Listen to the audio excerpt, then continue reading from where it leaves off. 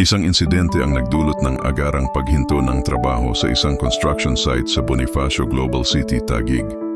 Ayon sa ulat, nagkaroon ng aksidente na kinasangkutan ng ilang manggagawa sa naturang proyekto, dahilan upang agad na makialam ang Department of Labor and Employment National Capital Region o DOL-NCR. Bilang tugon, ipinatupad ng ahensya ang work stoppage order upang matiyak ang kaligtasan ng lahat ng nasa lugar.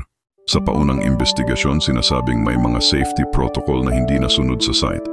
Kaya't nagpasya ang DOLE na pansamantalang ipatigil ang operasyon habang isinasagawa ang masusing pagsusuri. Kasama sa tinitingnan ng mga investigador ang kondisyon ng scaffolding, paggamit ng safety harness, at kung sapat ba ang supervision sa mga manggagawa. Ang mga employer ay pinayuhan na agad mag-sumite ng kanilang incident report at magpatupad ng mga kinakailangang hakbang upang maiwasan ang pag-uulit ng ganitong pangyayari. Ayon sa DOLE-NCR, mananatili ang work stoppage hanggang sa makumpleto ang safety inspection at matiyak na ligtas ng ipagpatuloy ang trabaho. Pinapaalalahanan din ng ahensya ang lahat ng kumpanya sa sektor ng konstruksyon na ang kaligtasan ng manggagawa ay hindi dapat isinasantabi kapalit ng bilis ng proyekto.